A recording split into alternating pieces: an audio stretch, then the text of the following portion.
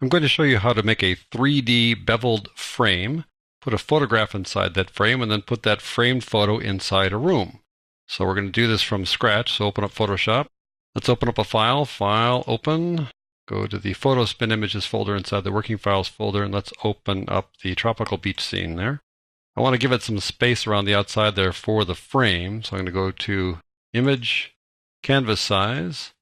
We'll make it larger, relatively speaking. So I've got the relative checkbox there. We'll make it, let's say, 3 inches larger for this particular image. That'll work here, I think. There's a nice white area there for us to cover that up with a frame. All right, let's extrude this. So I go to the 3D panel, click on 3D extrusion, and click on Create. This is going to create a very thick thing. We don't need to have it be so thick. So let's knock this down to something like 20, let's say. Change the name over here by double-clicking on it. We can change it to photo. But what it doesn't do is that it doesn't change it up here. So you got to kind of do it twice if you want to keep track of these things. Don't have to do that, but it's helpful. All right, now I want to create the frame, so I'm going to make a new layer for that. So I'll go over here to new layer like that. I'm going to fill that with white, so I go Edit, Fill.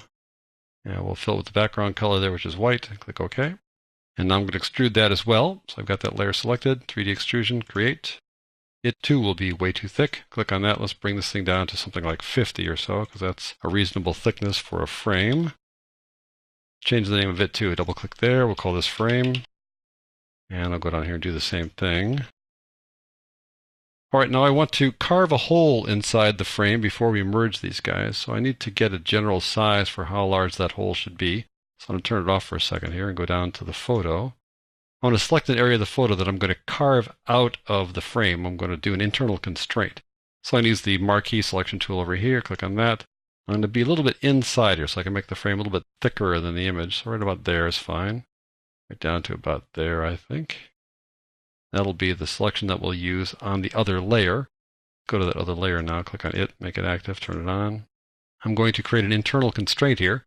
So I've got that layer selected. I go to 3D, add constraints from the current selection. There we go. And you see we added a constraint down there. I can turn off the selection controller, Command D. I want to click on this. And instead of being active, I want to make it a hole. And there's our photograph. Now I want to merge these two guys together. So I've got this top one selected, and we're going to merge down. So I'm going to go over here and merge down. Takes care of those two guys and puts them together in one. And it names the layer by default photo because that was the bottom layer. Now we've got the photo layer and the frame layer there, which is good. I want to bevel the frame layer. So I'm going to go over here and select the frame layer. Go over here like that. And I'm going to go to Cap. I'm going to bevel the front. Don't need to bevel the back here. Let's just start by expanding the width and see what happens. There we go. That looks pretty good. As we pull it in, though, we see that we're seeing the image behind it. That's one little issue as you bring the bevel in, because it brings it in both from inside and outside. So we're beginning to see just the edges of the image there. But we'll see if we can fix that in just a moment. I want to give the bevel a little bit more of a contour, so I'm going to go over here and change the contour to, let's say, that one there. That looks a little bit more interesting. Let's change the width again and see what effect that has there. Yeah, I kind of like it right about there. Okay. Now I want to give the front inflation, that material there, a color right there on top. So I click over here, and I see that it has a texture file. So I'm going to delete that because I can't just put a color in here with the texture file there. I'd have to go color the texture file. It's easier to work on this color swatch. So I click on that and just remove the texture. So now I'm going to give a color. So I'm going to give it something like, well, blue. Let's just say it's kind of what the scene's like, right? Yeah, it looks pretty good. I like that. We'll take that blue.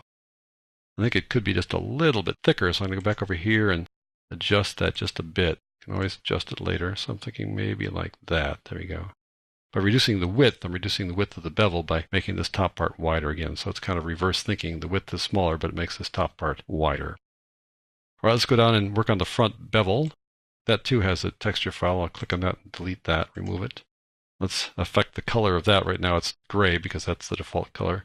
Let's change it to something like, I don't know, gold or something along those lines. That looks pretty good. Okay. And so now we have a photograph inside a frame. Now we can see the edges of the photograph there. We might want to pull it in just a little bit. So I can click on the photo layer, go down here and click on that, and we'll get the selection tool active. We could then, let's say, scale that in just a little bit. I'm not totally satisfied with that, so I want to make the frame a little bit bigger.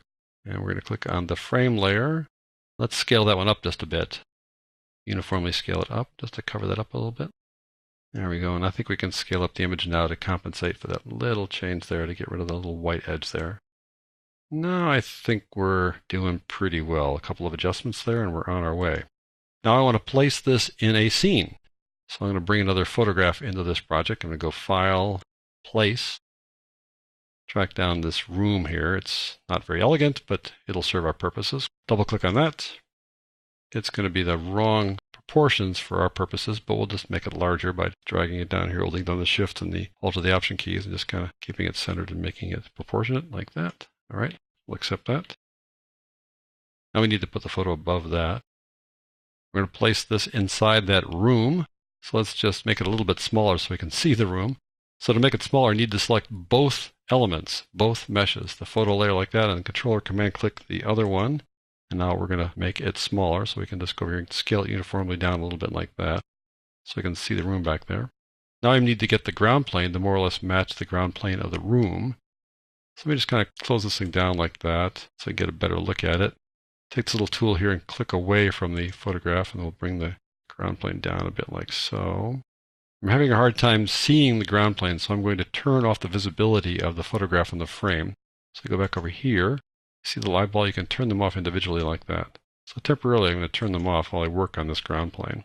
It's kind of tough to get the ground plane exactly right, so I'm going to kind of eyeball it here the best I can. But I need to rotate this such that this back part over here drops down a little bit. That should make the angle work better. So I take the rotation tool here, work in the front, and kind of lift up the front, which drops the back, like so. I can kind of slide around a little bit like that.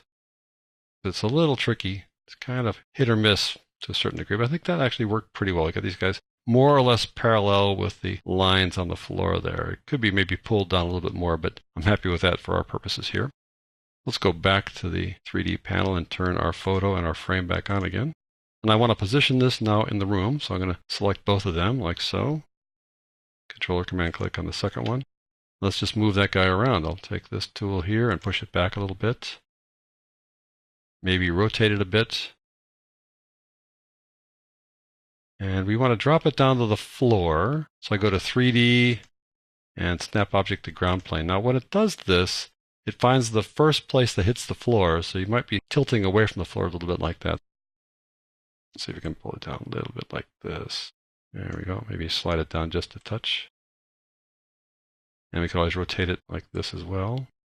Maybe pull it this way so we can see the shadow. Click on the infinite lights. Let's change the direction a bit so we can drop the shadow behind it like so. If I go too far, it's going to go on the wall and it won't really move up the wall because it's a flat background there. It's not really a 3D area there. I'm going to show you how to make a shadow catcher to do this in the case of something like this, but we'll just drop it down so we don't have that little issue to deal with. If we want to maybe change the lighting or something like that, we could do that as well, but I think this guy looks pretty good. You might want to click on the infinite light there and take a look at its properties and maybe make it not quite so bright, something like that. We might want to look at the image base light over here and perhaps just drop that off entirely. So there you go. That's how you create a beveled frame, put an object inside that frame, and then place that framed photo inside a room.